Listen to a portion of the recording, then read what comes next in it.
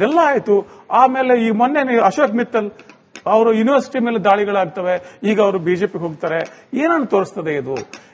ಯಾಕಂದ್ರೆ ಈಗ ಮತ್ತೆ ಬಂಗಾಳದಲ್ಲಿ ನಡೆದಂತ ಘಟನಾವಳಿಗಳು ಕೂಡ, ಹಿಂದೆ ಶಾರದಾ ಚಿಟ್ ಫಂಡ್ ಸ್ಕ್ಯಾಮ್ ಅಲ್ಲಿ ಯಾರು ಅಕ್ಯೂಸ್ಡ್ ಆಗಿದ್ರು, ಯಾರ ಮೇಲೆ ಕೇಸುಗಳಿತ್ತು, ಅವರು ಬಿಜೆಪಿ ಸೇರಿದ ತಕ್ಷಣ ಅವರು ಗಂಗಾ ಸ್ನಾನ ಮಾಡಿಬಿಟ್ರು. ಇವೆಲ್ಲ ಹಿಂಗೆಲ್ಲ ಇರುವಾಗ ಇದು ಎಲ್ಲಿವರೆಗೂ ಹೋಗಿದೆ ಅಂದ್ರೆ, ಯಾಕಿದು ಬಹಳ ಚಿಂತಾಜನಕ ಅನಿಸುತ್ತದೆ ಅಂದ್ರೆ, ಈಗ SIR ಹೆಸರಲ್ಲಿ ಕೂಡ ಹೊಸ ರೀತಿಯ ಭಯವನ್ನು ಬಿತ್ತೋದಕ್ಕೆ ಪ್ರಯತ್ನ ನಡೀತಾ ಇದೆ. ನೀವು ನಮಗೆ ಮತ ಹಾಕದಿದ್ರೆ ನಿಮ್ಮ ಮತದಾನ ಹಕ್ಕನ್ನೇ ಕಿತ್ಕೊಂಡ್ಬಿಡ್ತೇವೆ ಅನ್ನೋ ಸಂದೇಶ ಬಂದ್ಬಿಟ್ರೆ ಎಷ್ಟು ಮಟ್ಟಿಗೆ ಈ ಭಯದ ರಾಜಕಾರಣ ಇಲ್ಲಿ ನಡೀತಾ ಇದೆ. ಈ ಭಯದ ರಾಜಕಾರಣ ಈಗ ಮಾತ್ರ ನಡೀತಾ ಇದೆಯಾ? ಇಲ್ಲ, ಹಿಂದೆ ನಡೆದಿತ್ತು. ಆದರೆ ಇದಕ್ಕೆ ಅಂತ್ಯ ಎಂದಾಗುತ್ತೆ?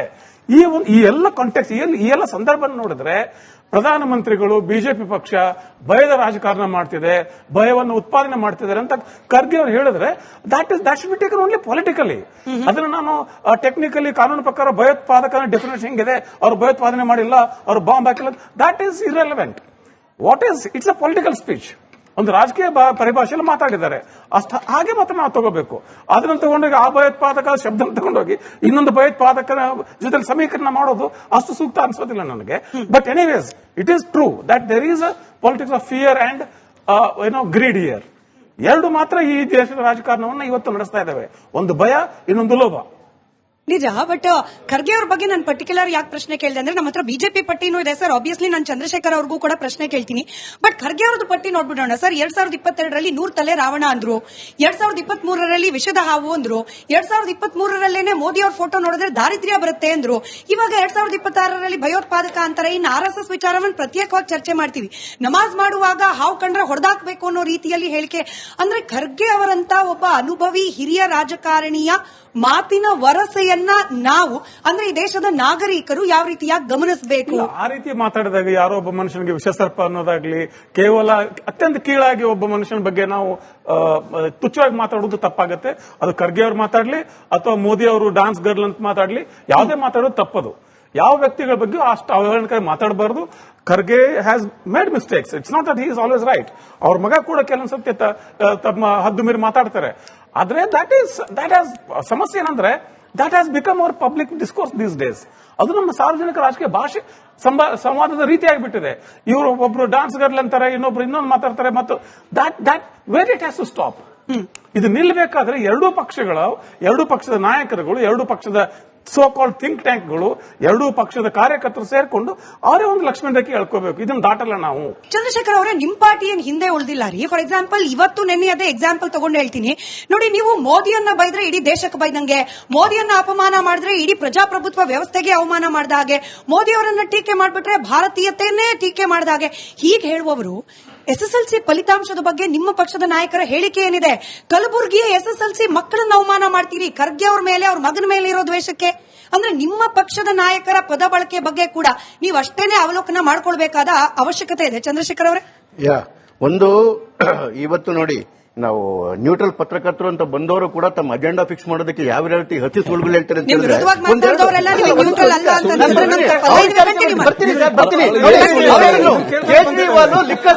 ಕೇಜ್ರಿವಾಲ್ ಅಲ್ಲಿ ಲಿಕ್ಕರ್ ಸ್ಕ್ಯಾಮ್ ಅಲ್ಲಿ ಕೋರ್ಟ್ ಚೀಮಾರಿ ಆಗ್ತದೆ ಅಂತ ಹೇಳಿ, ಲಿಕ್ಕರ್ ಸ್ಕ್ಯಾಮ್ ಕೋರ್ಟ್ಗೆ ಹೋಗಿದ್ದು ಬಿಜೆಪಿ ಅಲ್ಲ, ಕಾಂಗ್ರೆಸ್ ಅವರು. ಅದರಲ್ಲಿ 16 ಸರಿ even supreme court, high court, lower ಕೋರ್ಟ್ಗಳು ಬೇಲ್ ಕ್ಯಾನ್ಸಲ್ ಮಾಡಿದ್ವು. ಯಾವ ವಿಚಾರದಲ್ಲಿ?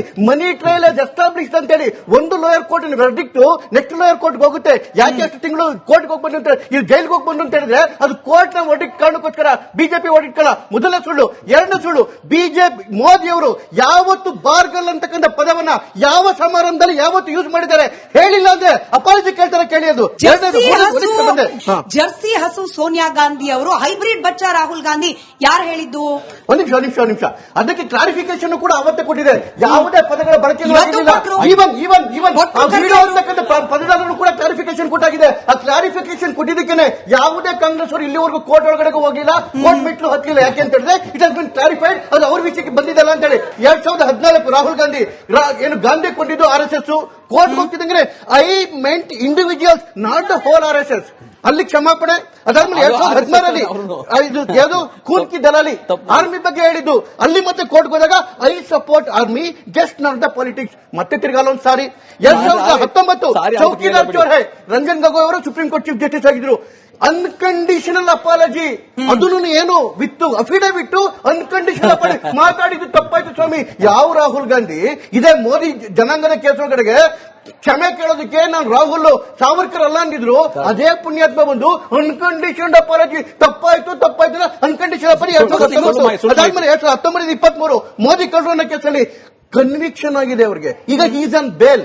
ಅದಾದ್ಮೇಲೆ 2025 ಜುಲೈಯಲ್ಲಿ ಫೇಲ್ಡ್ ಒಬಿಸಿ ಅನ್ನೋ ಶಬ್ದಕ್ಕೆ ಮತ್ತೆ ತಿರ್ಗಾ ಅವ್ರದ್ದು ಸಮಜಾಯಿಸಿ ಅವರ struggle, I am understanding the struggle, I fail to understand the struggle. ಇದಾದ್ಮೇಲೆ ಆಗಸ್ಟ್ 2025 ಎಲೆಕ್ಷನ್ ಕಮಿಷನ್ ಹೇಳ್ತು, ನೀನೇನು ಓಟ್ ಚೋರಿ ಅಂತ ಹೇಳ್ತಿರಲ್ಲ, prove within 7 days or public apologise ಆಗಿ ಕೇಳಿದ್ದು ಆಗಸ್ಟ್ 25. ಇಲ್ಲಿವರೆಗೂ ಒಂದು ಡಾಕ್ಯುಮೆಂಟ್ ಕೊಡಕ್ಕಾಗಿಲ್ಲ. ಅದರ್ಥ ಏನಂತ ಹೇಳಿದ್ರೆ ಅಲ್ಲ ಚಂದ್ರಶೇಖರ್ ಸರ್, ನಿಮ್ ಪಟ್ಟಿ ಮುಗ್ದಿದ್ರೆ ನಾನ್ ಕೇಳಿದ ಪ್ರಶ್ನೆ ಏನು, ಬಿಜೆಪಿ ಏನ್ ಹಿಂದೆ ಒಳ್ಳೆ ಪ್ರಶ್ನೆ ಕೇಳಿದ್ರಿ. ಬಿಜೆಪಿ ಏನ್ ಹಿಂದೆ ಬಿದ್ದಿಲ್ಲ.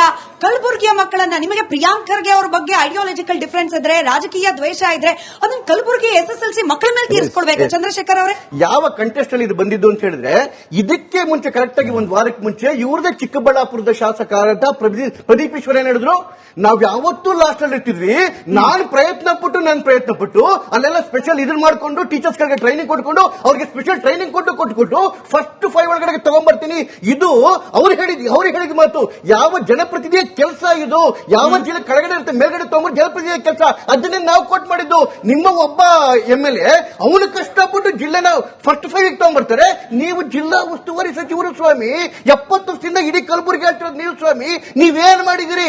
ನಿಮ್ಮ MLA ಉತ್ತರ ನೀವೇನ್ ಕೊಡ್ತಾ ಇದ್ರಿ? ಅದನ್ನ ನಾವು ಕೇಳಿದ್ದು. ಅದು ಮಕ್ಕಳ ಮೇಲಲ್ಲ, ಖರ್ಗೆ ಅವ್ರಿಗೆ ಎಲ್ಲದಕ್ಕೂ ಬಾಯ್ ಬಡ್ಕೊಂಡು ಎಲ್ಲಾ ವಿಚಾರ ಜಗತ್ತಿನ ವಿಚಾರ ಎಲ್ಲ ಮಾಡ್ತಾರಲ್ಲ, ಬಾಯ್ ಬಡ್ಕ ಮಿನಿಸ್ಟರ್ ಅವರೇ, ನಿಮ್ಮ ಯೋಗ್ಯತೆ ಏನು? SLC ಮಕ್ಕಳು ಈ ಮಟ್ಟದಲ್ಲಿ PUC ನಲ್ಲಿ ಕಡೆಯಿಂದ 4, SLC ನಲ್ಲಿ ಕಡೆಯಿಂದ ಫಸ್ಟ್. ಇದು ಮಾತಾಡ್ತಕ್ಕಂತಹ ನಾಯಕರದ್ದು. We are comparing it with the Chikkaballapur ಬಗ್ಗೆ ಆಕ್ಷೇಪದ ಪಟ್ಟಿ ಕೂಡ ಇಟ್ನಾಳ್ ಸರ್ ಕೊಟ್ರು. ಇಡಿಗಳನ್ನ ಹೆಂಗ್ ಬಳಕೆ ಮಾಡ್ಕೊಳ್ತೀರಿ, ರಾಜಕೀಯ ವಿರೋಧಿಗಳನ್ನ ನಿಮ್ಮ ಪಕ್ಷ ಕರ್ಕೊಳಕ್ ಹೆಂಗೆ ಬಳಕೆ ಮಾಡ್ಕೊಳ್ತೀರಿ, ಇದು ವ್ಯಾಲಿಡ್ ರೀಸನ್ ಅಲ್ವಾ ಚಂದ್ರಶೇಖರ್ ಅವರು? ವ್ಯಾಲಿಡ್ ರೀಸನ್ ಅಲ್ವೇ ಅಲ್ಲ. ಯಾಕೆ ಇವ್ರು ಕೋರ್ಟ್ ಬಗ್ಗೆ ನೋಡಿ, ಇವರು ಶಾರದಾ ಚಿಟ್ ಫಂಡ್ ಹೇಳಿದ್ರು. ಶಾರದಾ ಚಿಟ್ ಫಂಡ್ಸ್ ಅಲ್ಲಿ ಪ್ಲೀಸ್ ಕೂತ್ಕೊಂಡ್ರಿ ಸುಮ್ಮನೆ. ಶಾರದಾ ಚಿಟ್ ಫಂಡ್ಸ್ ಅಲ್ಲಿ ಮುಕುಲ್ ರಾಯ್ ಇನ್ವಾಲ್ವ್ ಆಗಿದ್ರು, ಸುವೇಂದು ಅಧಿಕಾರಿ ಇನ್ವಾಲ್ವ್ ಆಗಿದ್ರು, ಮುಕುಲ್ ರಾಯ್ ಬಿಜೆಪಿಗೆ ಬಂದ್ರು, ಏನು ಇದು ಕಂಟಿನ್ಯೂ ಆಯ್ತು. ಶಾರದಾ ಚಿಟ್ ಫಂಡ್ಸ್ ಅಲ್ಲಿ ಮುಕುಲ್ ರಾಯ್ ಅವರ ಹೆಸರಿತ್ತು, ಅವರು ಬಿಜೆಪಿಗೆ ಬಂದ್ರು. ಸುವೇಂದು ಅಧಿಕಾರಿ ಹೆಸರಿತ್ತು, ಅವರು ಬಿಜೆಪಿಗೆ ಬಂದ್ರು.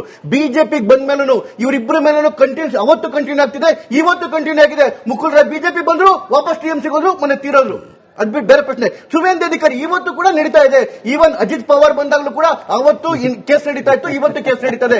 ಕೇಸ್ ನಡೆಯುವ ವಿಚಾರಕ್ಕೆ ಕೇಸ್ ಕ್ಲೋಸ್ ಆಗಿರ್ತಕ್ಕಂಥ ಒಂದೇ ಒಂದು ಎಕ್ಸಾಂಪಲ್ ತೋರಿಸಿ. ಇವ್ರು ಬಿಜೆಪಿಗೆ ಬಂದ್ರು, ಇವ್ರ ಮೇಲೆ ನಡೀತಿದ್ದ ಕೇಸ್ ಕ್ಲೋಸ್ ಆಯ್ತು ಅಂತ ಹೇಳಿ ಮೊದಲೇದು.